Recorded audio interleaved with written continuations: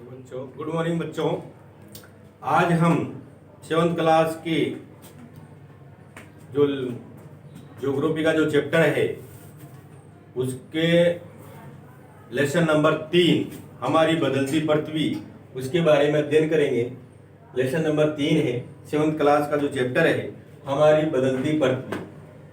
पृथ्वी के अंदर जो स्थिति जो बदल रही है वो किस कारण से बदल रही है, क्या उसका कारण है, इसके बारे में आज हम अध्ययन करेंगे। स्थल जो मंडल है अपना, पृथ्वी का जो स्थल मंडल है निचले का, पृथ्वी के अंदर क्या हो रहा है, किन के कारण हो रहा है, उसके बारे में अध्ययन करेंगे। जो स्थल मंडल है पूरा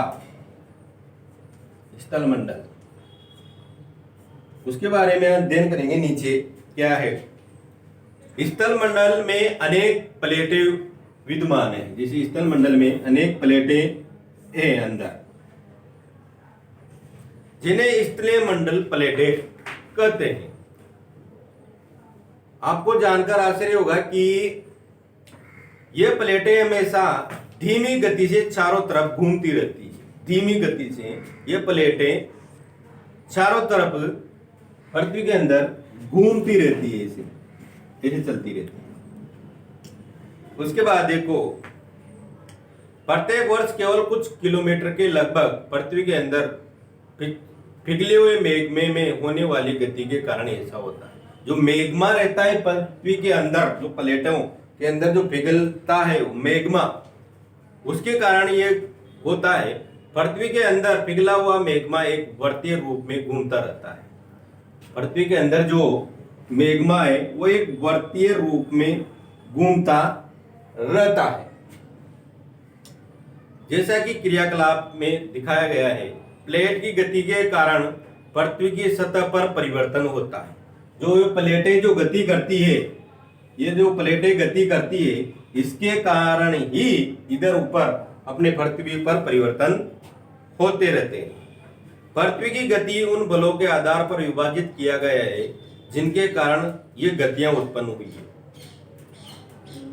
जो बल पृथ्वी के आंतरिक भाग में घटित होता है, जो बल यह आंतरिक भाग जो है इसमें जो घटित होता है, उन्हें अंतर्जनित बल कहते हैं। उसे क्या कहते हैं? अंतर्जनित बल।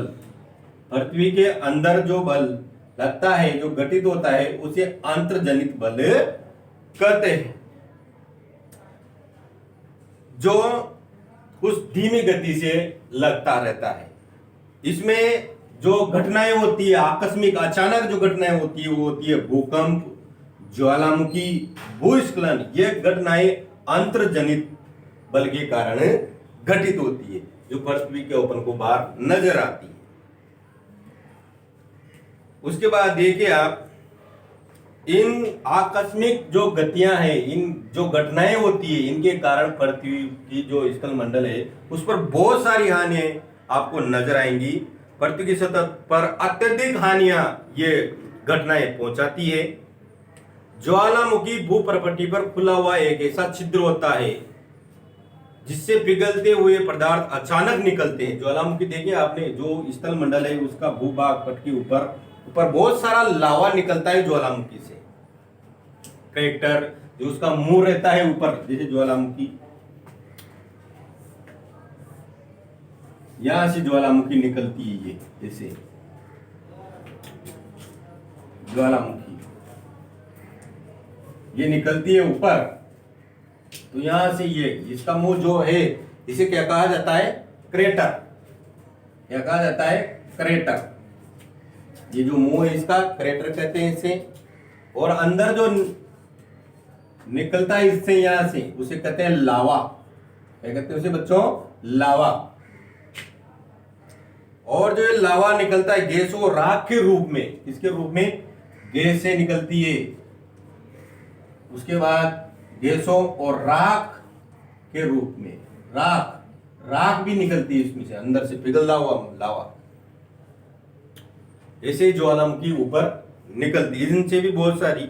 इसी प्रकार स्थलीय मंडल प्लेटों की गति करने पर पृथ्वी की सतह पर कंपन होता है। इसी प्रकार कंपन भी होता है। ये तो क्या, भूकंप भी आता है, ज्वालामुखी भी है। उसके बाद जो कंपन होती है धरती, इन्हीं गतियों के कारण स्थल मंडल की जो प्लेटें, इन्हीं गतियों के कारण पृथ्वी की सतह पर कंपन भी होता है। यह कंपन पृथ्वी के चारों ओर गति कर सकता है। इस कंपन को भूकंप कहते हैं। क्या कहते हैं? ये जो कंपन पृथ्वी पर, कभी कभी आपने सुना होगा झटके लगना, झटके लगते हैं कभी कभी। जैसे 26 जनवरी सन 2001, 26 जनवरी 2001 में, 26 जनवरी 2001 में भुज शहर में, जो गुजरात में पड़ता है, भुज शहर में भूकंप आया था, जिसकी तीव्रता जो आने की थी वो 6.9 की रफ्तार से की तीव्रता वाला भीषण भूकंप था। इससे बहुत सारी हानियां हुई थी जब ये भूकंप आया था।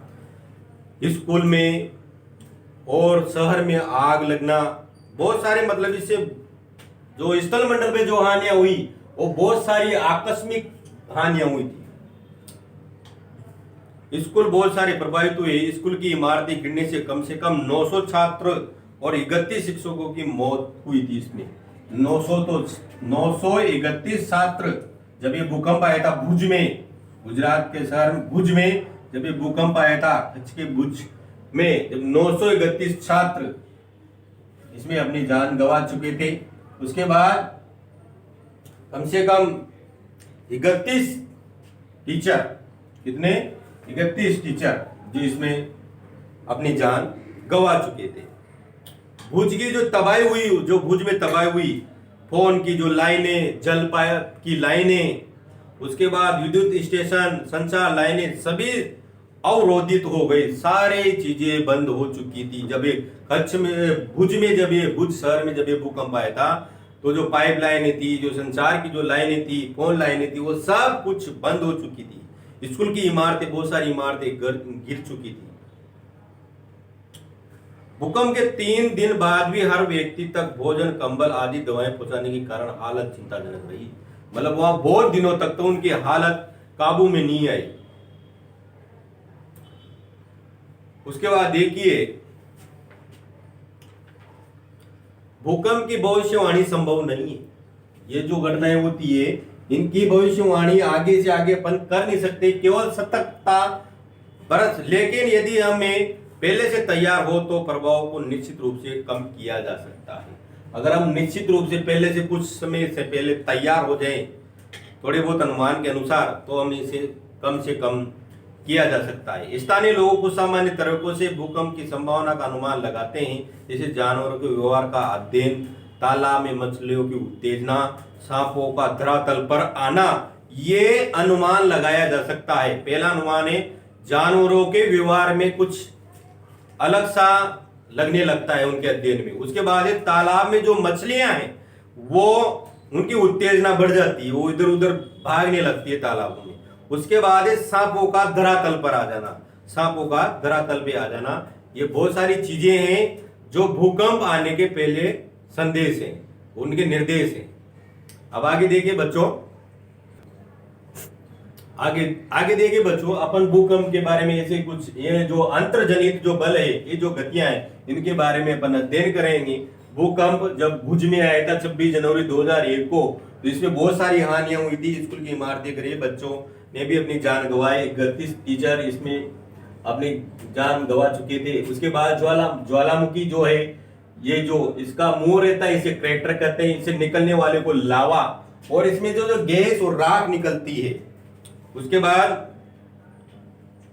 भूकंप मापन का एक यंत्र से किया जाता है। जो भूकंप आने से पहले उसको एक यंत्र से मापा जाता है, जिसे भूकंप लेखी कहते हैं। जिसे क्या कहते हैं अपन? भूकंप लेखी। भूकंप की तीव्रता रेक्टर स्केल पर मापी जाती है। जिस भूकंप की तीव्रता 2.0 अथवा उससे कम होती है, उसका प्रभाव नहीं के बराबर। मतलब कितनी तीव्रता? 2.0, जिसकी तीव्रता अनुमान रहता है उसका न के बराबर रहता है। उसके बाद उसका प्रभाव न के बराबर रहता है। जिस भूकंप की तीव्रता 5.0 हो, कितनी? 5.0 हो, उसकी उससे बहुत ज्यादा हानि पहुंचाने का अंदेशा रहता है। और जिसकी तीव्रता 6.0 हो उसकी तो हानि का अपन अंदाजा भी नहीं लगा सकते कि कितनी हानि होगी। सबसे अधिक शक्तिशाली और जिसकी तीव्रता 7.0 हो, जिसकी तीव्रता कितनी हो 7.0 अथवा अधिक हो, वो सर्वाधिक शक्तिशाली समझा जाता है। उसकी जो भूकंप की तीव्रता 7.0 हो तो वो तो कितना विनाश करेगा इसका अपन अंदाजा भी नहीं लगा सकते। उसके बाद देखिए आप, ये भयजनित बल, ये अपर्दन होता है, इसे मिट्टी का अपर्दन, पवन की गतियों का, हिमनद होता है, बड़ी बड़ी जो सलियां रहती है बर्फ की जो नदियों में बहकर आ जाती है। उसके बाद भूकंप जो आने के जो आज से ले सकते हैं अपन, भूकंप जो आने के आज से सुरक्षित स्थान पर, रसोई के काउंटर या मेज के नीचे, दीवार के अंदरूनी कोने में जो रखी रहती है उनमें थोड़ा बहुत कंपन अपन को नजर आता है। उसके बाद आग वाले स्थानों से दूर रहें, चिमनी के आसपास टूट सकने वाले खिड़कियों, दर्पण और तस्वीर फ्रेम, ये सब से अपन को अंदेशा लग जाता है। और अगर आपको पहले से ही थोड़ा बहुत अगर आपको कंपन नजर आ जाता है तो आप के परिवार में या समाज में उसकी जागरूकता फैला दें, जिससे आपदा का जो नुकसान होना है वो थोड़ा बहुत कम हो जाएगी। उसके बाद अपनी जो मुख्य इस्तेलाकृतियां हैं, अपसे अपर्दन नामक 2 पराक्रम जो इस्तेलाकृतियां हैं उसके बारे में आप अध्ययन करेंगे। पृथ्वी की सतह पर जैसे सेलों के टूटने से अपसे की क्रिया होती है। पृथ्वी की सतह पर जब चट्टाने टूटती है, ये जो चट्टाने हैं ये जब टूटती है तो वो उस गति को क्या कहते हैं, अपसे की गति, अपसे की क्रिया कहते हैं। भूदृश्य पर जल, पवन, हिम विभिन्न घटकों के द्वारा होने वाले क्षय को अपर्दन कहते हैं। जैसे पवन का, अपर्दन का, इनका होना अपर्दन की क्रिया कहलाएगी। वायु, जल आदि अपर्दित पदार्थों को एक स्थान से दूसरे स्थान पर ले जाते हैं, फलस्वरूप एक स्थान पर निक्षेपित करते हैं।